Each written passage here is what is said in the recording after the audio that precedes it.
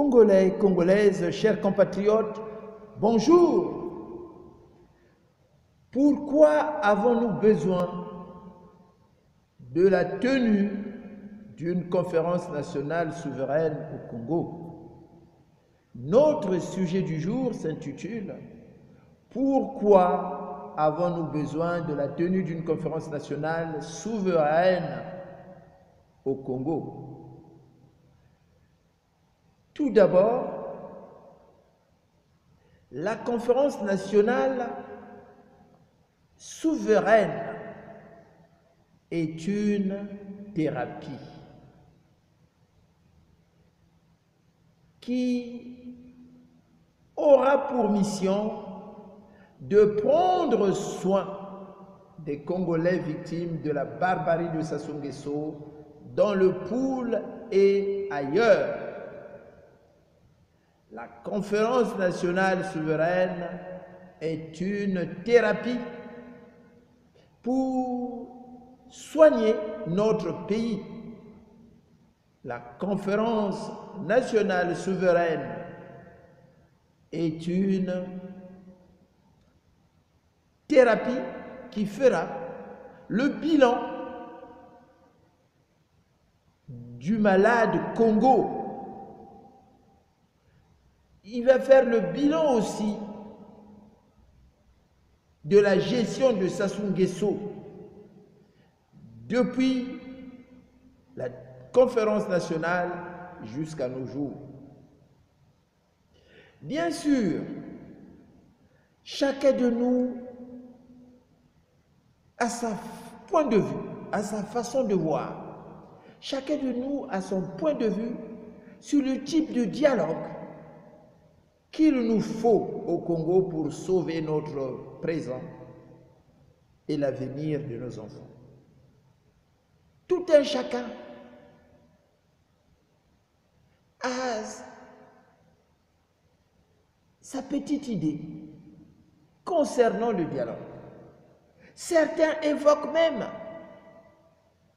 la tenue d'une conférence internationale sous l'égide des Nations Unies. D'autres parlent d'une conférence économique, conférence internationale économique. Mais beaucoup de Congolais s'interrogent sur la pertinence de cette question aujourd'hui. Dès lors qu'on a trouvé un accord entre le FMI et le gouvernement prédateur du Congo, pour quel intérêt vous allez encore demander la tenue d'une conférence économique internationale? Pour quel intérêt? Ce diagnostic, le FMI l'a fait. Ceux qui demandent la conférence internationale sous l'égide des Nations Unies, qui nous expliquent de quoi ils vont parler à cette conférence nationale. Or, le défi posé par la conférence nationale souveraine est de taille,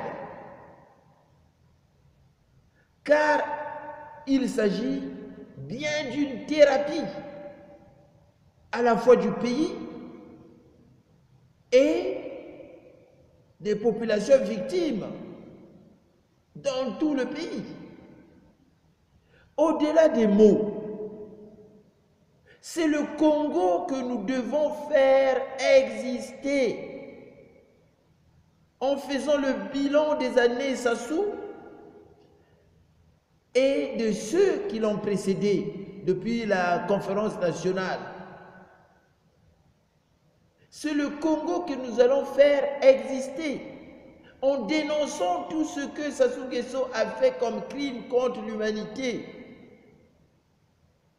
Parce que la responsabilité n'est jamais collective, mais personnelle.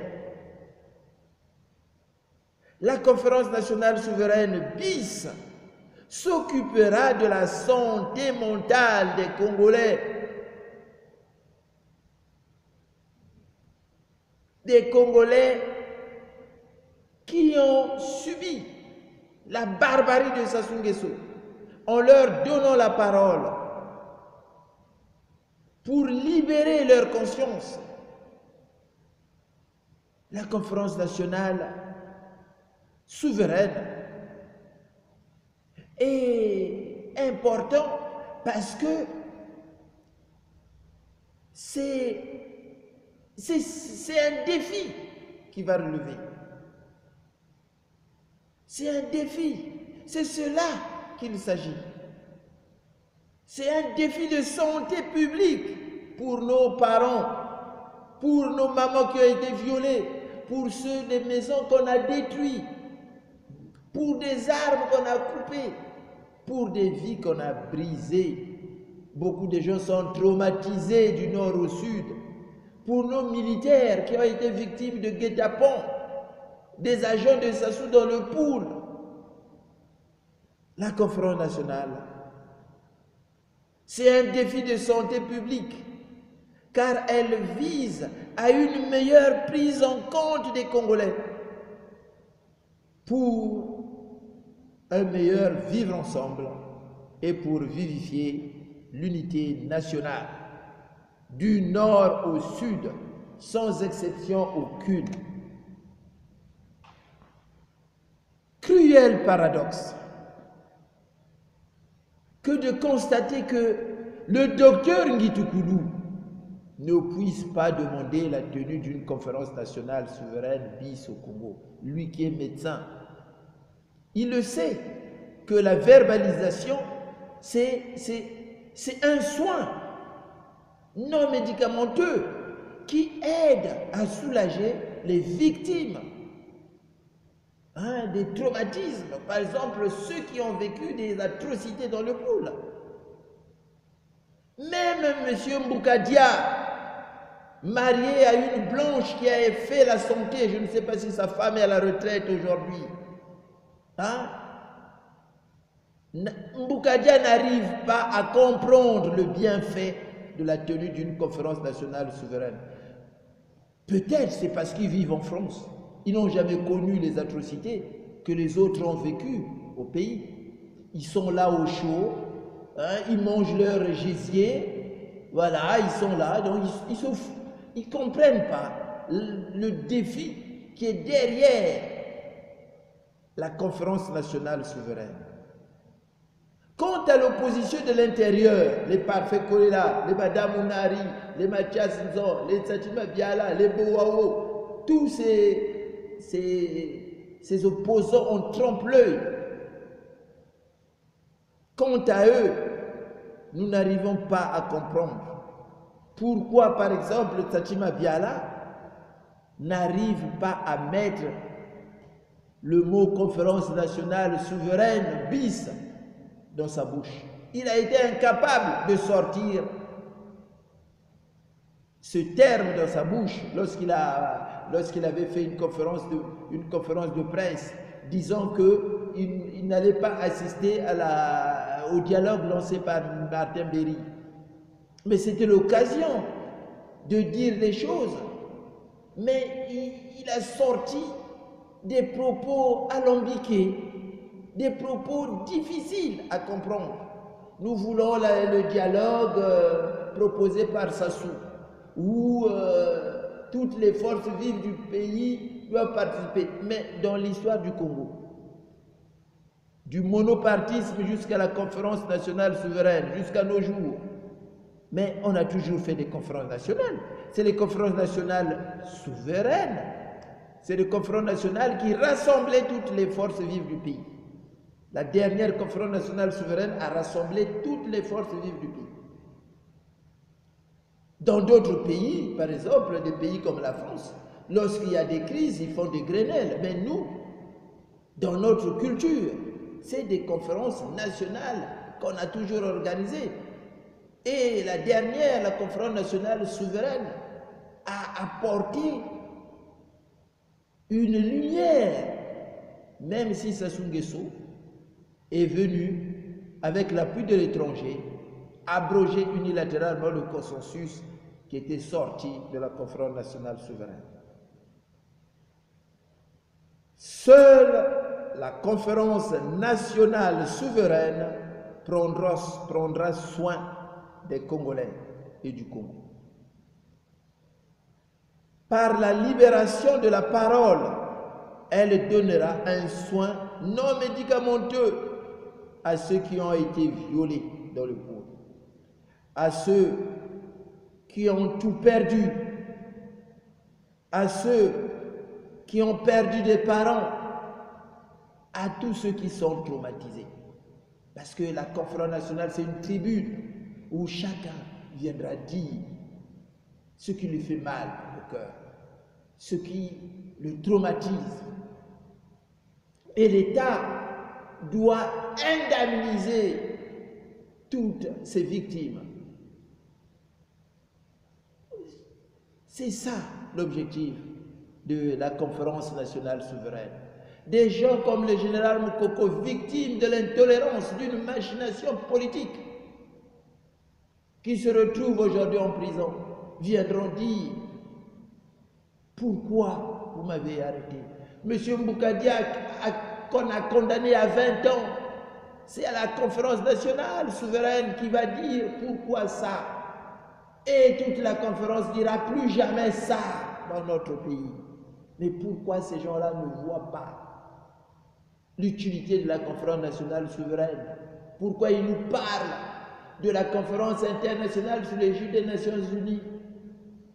Et l'ONU était où lorsqu'on bombardait dans le pool?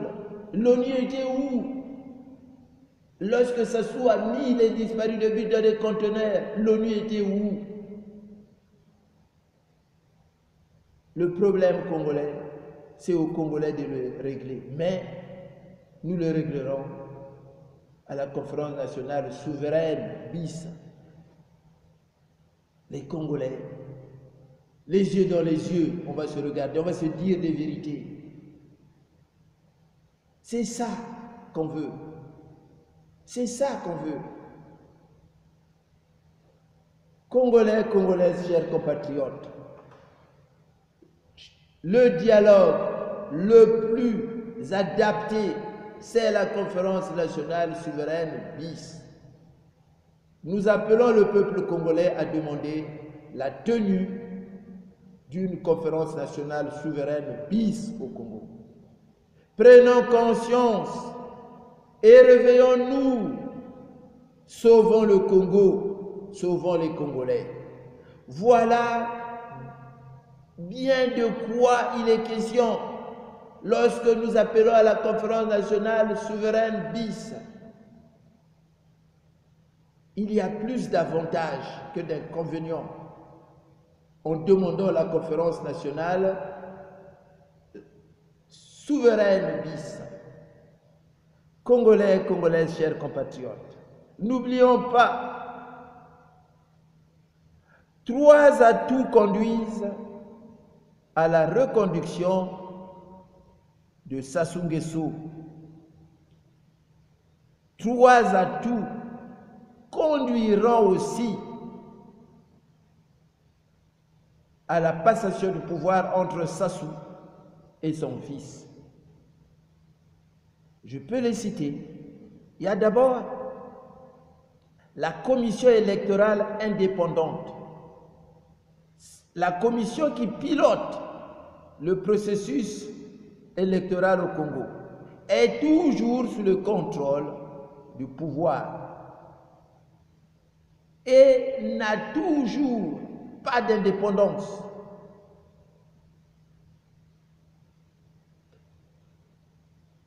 Le deuxième atout est l'accès privilégié de Sassou, de sa famille, du PCT à certaines ressources du pays. Les moyens de l'État, les médias audiovisuels, tout, l'administration, l'armée, la police, la justice, est entre les mains de ces gens-là. Attention, attention. Et le troisième, c'est le recensement. C'est le recensement. Le troisième est le contrôle du recensement préélectoral. Il n'y a jamais eu un recensement digne au Congo. Sassou Nguesso refuse d'enrôler, de recenser les jeunes qui ont 18 ans. Les listes n'ont jamais été nettoyées. Lorsque nous demandons la tenue d'une conférence nationale souveraine, lorsque nous disons que la conférence nationale souveraine c'est une thérapie, c'est pour soigner, c'est pour corriger, c'est pour revoir tous ces problèmes-là. Comment vous allez faire? Vous demandez la conférence internationale, mais la conférence internationale ne va pas aborder ces problèmes. Vous demandez la conférence internationale économique qui ne va pas aborder ce problème. Le dialogue proposé par Mbéry Martin sous l'égide de l'institution que Mbéry préside là, Conseil national du dialogue, ça ne va pas résoudre ces problèmes. Ces problèmes ne peuvent être résolus qu'à la conférence nationale souveraine bis. Nous appelons les Congolais à une prise de conscience. Parce qu'il y a plus d'avantages que des inconvénients concernant la tenue d'une conférence nationale souveraine. Si on vous parle d'autre chose, on est en train de vous mentir. Voilà pourquoi la question de départ était: pourquoi avons-nous besoin de la tenue d'une conférence nationale souveraine au Congo? C'est pour régler tous les problèmes que je viens d'évoquer. Si par égoïsme, si par ignorance, je ne dirais pas tribalisme, c'est l'ignorance. Les gens sont ignorants. Le Congo, c'est une mosaïque humaine composée des Congolais issus de la colonisation et des populations locales. Aucun Congolais, surtout pas moi qui suis bas Congo, ne demande qu'on se sépare. Ceux qui viennent agiter le chiffon rouge de la séparation, c'est des menteurs. Le Congo, c'est un mariage forcé, mais que nous pouvons transformer en mariage d'amour. Il y a des pays qui l'ont fait. Les États-Unis, il y en a qui sont partis en tant qu'esclaves. Il y en a qui ont été spoliés, les Indiens. Il y en a qui étaient là comme bourreaux. Mais ils ont eu des hommes de valeur qui ont mis des valeurs communes partagées. Et c'est les États-Unis aujourd'hui la première puissance du monde. Nous pouvons vivre ensemble. De toutes les façons, on est tous des Noirs, on est tous des Africains. Donc, la conférence nationale va vivifier, va souder l'unité nationale. La conférence nationale va dire plus jamais ça au Congo. Le problème que nous avons, c'est un problème des droits civiques. Il faut que les Congolais aient les mêmes droits du nord au sud. Nous qui vivons à l'étranger, je le dis toujours souvent, nous avons personne pour nous protéger. La seule personne qui nous protège, c'est les lois de chaque pays où nous sommes. Ceux qui vivent en France, leur protecteur, c'est la loi française. Quand il va demander des papiers, c'est la loi. S'il a le droit, on donne. S'il n'a pas de droit, on ne donne pas. Quand il va les demander le RMI, s'il a le droit, on donne. S'il n'a pas de droit, on ne donne pas. C'est ça. C'est ça que nous devons mettre en place. Aujourd'hui, on a des voyous, on a des fous qui pensent que en mettant les lois, ils vont tout perdre. Tout ce qu'ils ont, comme disent les gens qui parlent lingala, c'est des trucs de moniato. Ils ont tout volé. Tout ce qu'ils ont, ils ne le méritent pas. C'est pour ça qu'ils ont peur. Ils veulent mourir au lit. Et ils manipulent une partie de la population qu'ils ont transformée en clients, voilà, qui distribuent de l'argent. Ah, si moi je quitte le pouvoir, on va tous vous exterminer. Le pays est votre pays. Le Congo, ce n'est pas notre volonté. Quand j'entends les gens dire « Ah, notre pays est un don de Dieu », le Congo n'est pas un don de Dieu. Le Congo est sorti dans la tête du colonisateur. C'est le colonisateur qui a mis en place les frontières du Congo. C'est le colonisateur qui a mis les peuples qui sont là. Mais nous pouvons vivre ensemble. Nous pouvons transformer ce mariage forcé en mariage d'amour. Ça se fait du point de vue, du point de vue, disons, culturel, social, ça se fait.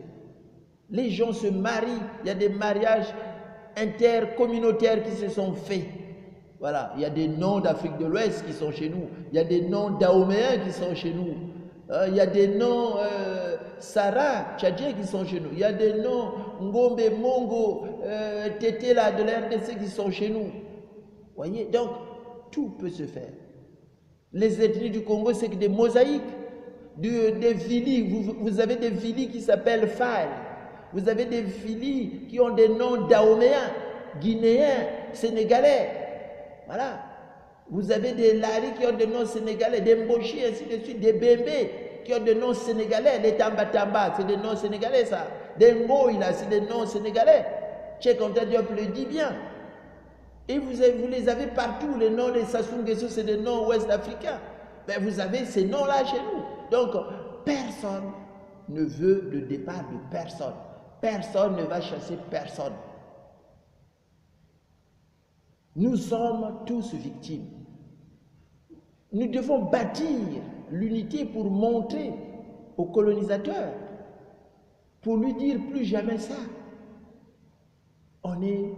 Déjà, du point de vue mariage, ça se fait. Dans quelle famille où il n'y a pas des gens du nord, des gens du sud, de l'est à l'ouest?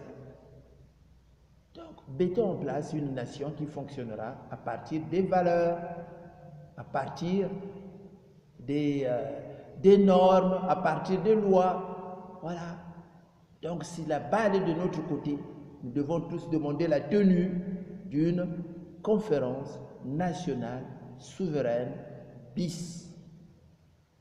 Ceux qui demandent autre chose, c'est des sorciers, ou soit ils ont été payés par Sassou Nguesso. Les religieux qui prônent l'amour du prochain, ils sont incapables même d'appeler à la tenue d'une conférence nationale souveraine. Sassou vous a corrompu ou quoi là? Les missionnaires Milandou et tout ça, personne ne parle. Sassou il a massacré, personne n'ose lever le petit doigt. Mais votre peur vous tuera. Ce n'est pas en ayant peur que vous allez sauver le pays. Mais même votre église est en train d'être détruite. Regardez, au Pôle on a tué les gens. Même le Vatican